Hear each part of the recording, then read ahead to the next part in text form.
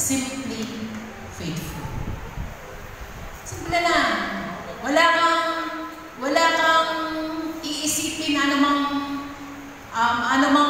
mga pasikot-sikot, kasi sabi simply means an easy way to be understood. A clear way to understand. Yun po ibig sabihin ng simply. Kaya nga sa nalagay ko na lang, simply faithful. Wala ka nang kailangan idagdag. Katapatan lang. And the first thing that God wants to see sa buhay natin is for us to be first. Faithful in small things.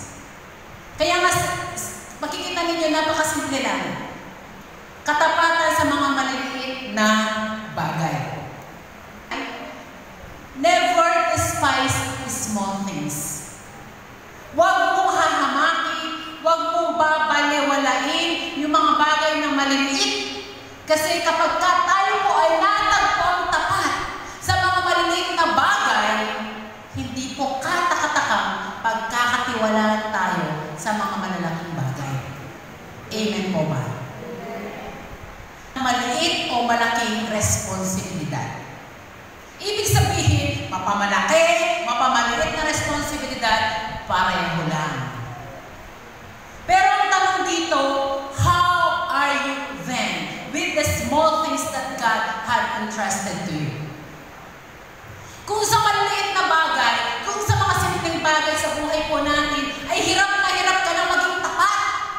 Paano mo paaasahan na pagkatiwalaan ka ng Diyos sa mga malalaking bagay, kung sa maliit, sa mga kakaunti, eh hindi ka na tapat?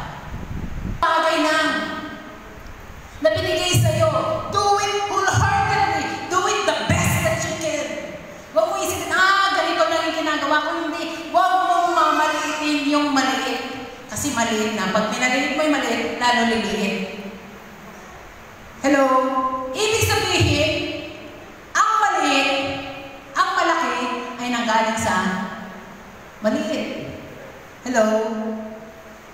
Never despise small beginnings. Huwag mo hahamakin kung ngayon yung hinahawakan ng ministry, napakaliit lang. Sa tingin ng iba parang walang halaga. Sa tingin ng iba ay parang hindi naman importante. It doesn't matter. Just be faithful. Simply faithful. No more, no less. Maging tapat kahit sa mga maliliit na bagay. Kung binigyan ka ng piso ni Lord ngayon, give your tithe to the Lord. Kung sa piso pa lang, hirap na hirap kang magbigay ng 10 centimos, pastorawan na ng 10, sige, 10 piso. 10 piso lang naman yung pera ko. What is the tenth of 10 pesos? 1. Hindi po ba? Kung sa piso, hirap na hirap kang magbigay, paano ka bibigyan ni Lord ng 10,000? 10 milyon? Kung sa piso pa lang, Lord, napakahirap. But if you are faithful with small things, kapag binigyan ka ng Panginoon ng malalaki, easy na lang. Bakit? Sanay na sanay ka. Praktisado ka. Bakit? That has been your lifestyle. Ano yun? Faithful. Hirap ka, kahit struggle ka, yung tapat, lagi mo yung makikita. Hello? Professional. Hindi siya nadadaig ng mga nararamdaman niya, kundi sa maulan o sa maaraw, sa madilim o sa maliwanag, sa maluwag o sa masikip, pare-pareho na. This is steadfast loyalty. Second, faithful in secret things. 3 S po ito. So alam niyo na yung panghuli S din. Faithful in small things.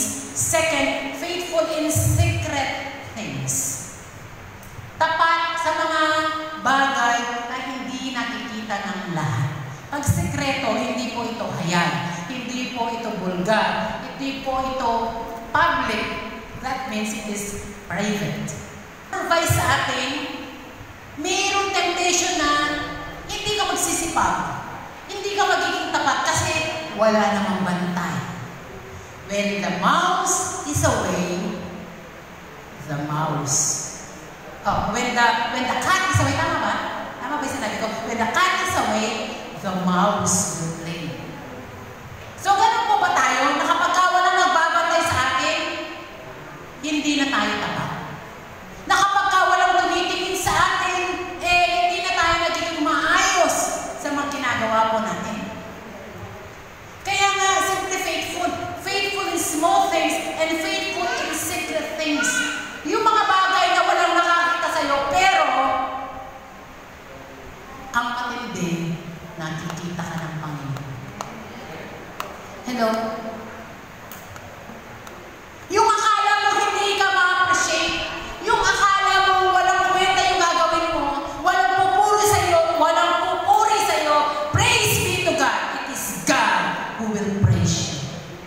Amen. Hindi ka nakikita ng tao, but greater is your Lord. Yung nagpapagal ka, yung nagsisikap ka, yung nagtsatsaga ka, pagod na pagod ka, pero wala man na makakita yung mga pawis na tumutulo sa iyong katawan. Praise be to God. Kasi God sees everything. Nakikita lahat ng Diyos.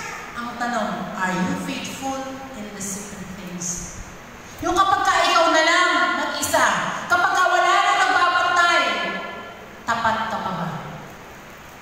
Hello? Andyan pa po ba tayo?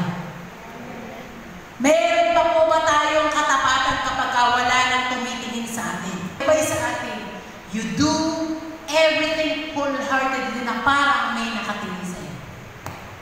Amen? Kaya nga yung iba, gusto nilang lahat sa limelight, gusto nilang lahat sa pulpito, gusto nilang lahat sa stage, kasi sa stage lahat kita ka. Pero alam niyo po ba, sa stage ka o sa likuran ng kortina, pareho lang po yun. May nakakita o wala, pareho lang po yun. Kapag ikaw ay tapat, kapatid, hindi sasala ang gantimpala naghihintay sa'yo. That is our encouragement. Kung hindi ka man nabati, in-acknowledge lahat, nabanggit lahat, hindi nabati, it's okay. Alam naman ng Diyos ang ginawa mo, and greater is your reward. Huwag kang magtampo, hindi na ako aatin. Hindi na ako sasamba, kasi hindi naman nakikita yung mga paghihirap ko. Ang tanong, bakit ka ba naglilingkod? Naglilingkod ka ba sa tao? Kung naglilingkod ka sa tao, sinasabi ko sa iyo, madidisamod ka. Kasi yung tao, ialay mo man ang buhay mo, kulang pa rin. Meron at meron pa rin silang masasabi. Pero pagka sa Panginoon, wala mang nakakakita ibang tao, siya lamang kapatid. Kahit yung pinakasimpleng pagpunas mo ng bubuhan, nakita niya ng Panginoon. Amen po ba? The small things, faithful is secret things. And lastly,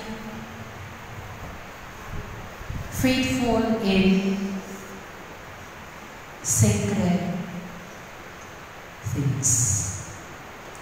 Sacred, sagrado, mga banal, mga mabubuting bagay. Okay?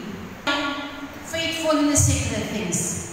Tayo na pinagkalooban ng Diyos ng iba't ibang kaloob. Can you say amen?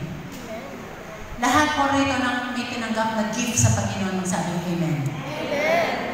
Wala isa man sa atin ang hindi tumanggap. Kasi God is so generous. He is the giver of all gifts. Kasi, lagi uulitin po ito, no? Hindi, pag wala kang tinanggap, wala kang halaga, ang pwesto mo dapat nasa basurahan ka kasi wala kang function. Amen po ba? Wala ka ng use, wala ka ng pakinabang. But since every one of us receive each respective gifts, iba-iba. Hindi ko sinasabi pare-pareho tayo, iba-iba yung gift. Yung gift niya, hindi ko gift. Are you a good preacher? Are you a good dancer or worshiper? Instrumentalist or giver? Let us teach others also. Faithful in secret ito, yung kaloob na binigay sa atin ng ating Panginoon, kapatid, huwag mong solohin. Hello? Huwag natin solohin. Ibig sabihin, i-impart natin sa iba. Meron kasi mga tao na may mga reservation sa Panginoon. Kasi alam ko sa isip ko, sa puso ko, binuhos ko lahat. Ibinigay ko lahat. Hello? Pero inais ng ating Panginoon, whatever the gifts that we have, whatever the talents we have, whatever things na binigay ng Panginoon, galing sa pagsagrado yun, sabi niya, tapat ka. Kung tapat ka, na-realize mo na ang Diyos ang nabigay nito, ituro mo din sa iba. Hayaan mo ipagpatuloy nila yung magandang bagay na sinimulan ng Panginoon sa buhay. Hello? Yung sabi niya, faithful in small things. Faithful in secret things. Faithful in secret things. Magaling ka magturo, kaya mo interpret, kaya mo ipaliwan. May mga ganun yung give of teaching na pag binabasa mo, hirap na unawain. Pero ito, pag tinuro niya kung ano, tapos nagtuturo pa siya, grabe no, pag umupo ka sa kanya, simpleng magturo.